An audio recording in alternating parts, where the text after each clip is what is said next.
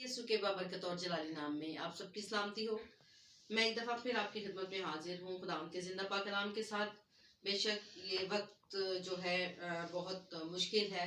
आजकल के जो हालात हैं, दुनिया में बुराई बहुत ज़्यादा बढ़ चुकी है और जिस तरफ भी हम निगाह उठाते हैं हमें बुराई ही नजर आती है। लेकिन इस बुराई की दुनिया में अगर हम खुद को अभी भी पाक रखते हैं तो खुदावंद का फजल हम पर है। बेशक कोई भी इंसान अपनी वजह से कोई खूबी या कोई कुछ अच्छा नहीं कर सकता, बल्कि जो कुछ उसके पास है वो खुदावन की तरफ से उसे मिलता है। और खुदावन की बड़ी बख्शिश है कि उसने अपने इकलौते बेटे को जमीन पर भेज दिया ताकि हम सबको अपनी जिंदगी अता करने के लिए वो अपनी जान कुर्बान करें। हम 2 दिन पहले से खुदावन के जिंदा पाक कलाम में से पढ़ रहे हैं मुकद्दस यूहन्ना रसूल की अंजील। उसकी 10 आयात का हम मुतालिया कर चुके हैं कि खुदा बाप ने जब जमीन और आसमान को बनाया तो इब्तिदा में क्या था? कलाम था, और कलाम मुजस्सिम हुआ, यानी मसीह यस्सु की सूरत में वो हम तक पहुंचा। खुदा बाप ने जिंदगी दुनिया में नूर भेजा, लेकिन दुनिया ने नूर को कबूल ना किया क्योंकि दुनिया बुराई में रहना पसंद करती है। और उन्हीं दिनों में यूहन्ना बपतिस्मा देने वाले आए ताकि खुदा यस्सु और मसीह का रास्ता तैयार करें। यहाँ तक हम पढ़ चुके हैं और इससे आगे आज हम खुदाम के जिंदा पाक कलाम में पढ़ेंगे। और आज मैं आपके लिए आयत 11 से लेकर 20 तक पढ़ूंगी। बेशक खुदाम की बख्शिश जो अजल से है, अभी और हमेशा तक, जब तक हमारी जिंदगियां हैं, हमारे साथ रहेगी। सिर्फ हमने क्या करना है कि खुदाम यीशु और मसीह को राह, हक और जिंदगी मानते हुए उन पर अपना यकीन, भरोसा और तवक्कुल उन पर रखना है, क्योंकि बचाने की कुव्वत सिर्फ उन्हीं के हाथ में है। हम खुदावंद का जिंदा पाक कलाम पढ़ते हैं। मुकद्दस यूहन्ना रसूल की अंजील पहला बाब उसकी 11 आयत से मैं पढ़ूंगी। और वो अपने घर आया और उसके अपनों ने उसे कबूल ना किया, लेकिन जितनों ने उसे कबूल किया उसने उन्हें खुदा के फर्जंद बनने का हक बख्शा, यानी उन्हें जो उसके नाम पर ईमान लाते हैं।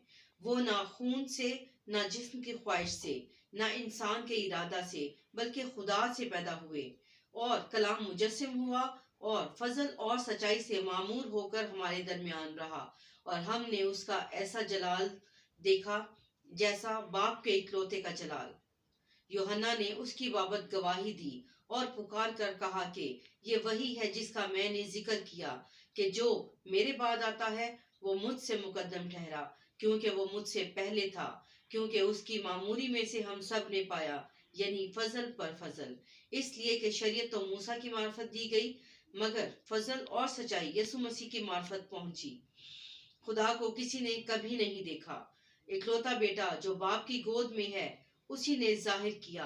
और यूहन्ना की गवाही ये है कि जब यहूदियों ने यरूशलेम से काहिन और लावी ये पूछने को उसके पास भेजे कि तू कौन है, तो उसने इकरार किया और इनकार ना किया, बल्कि इकरार किया कि मैं तो मसीह नहीं हूं। उन्होंने उससे पूछा, फिर कौन है? क्या तू फिर फिर कौन है? क्या तू एलिया है? खुदा के पाक कलाम के पढ़े और सुने जाने पर खुदा की बड़ी बरकत हो। खुदा का जिंदा पाक कलाम हमें बताता है कि खुदा इब्तिदा में जब जमीन और आसमान बनाया गया तो इब्तिदा में कलाम था, कलाम खुदा के साथ था और कलाम खुद खुदा था, यानी यीशु मसीह खुदा बाप, खुदा बेटा और खुदा रूह कुद्दस है। और यूहन्ना बपतिस्मा देने वाले ने उनकी गवाही दी और दुनिया में वो नूर बनकर आए, लेकिन दुनिया को तारीकी में रहना पसंद था और वो तारीकी में ही रही।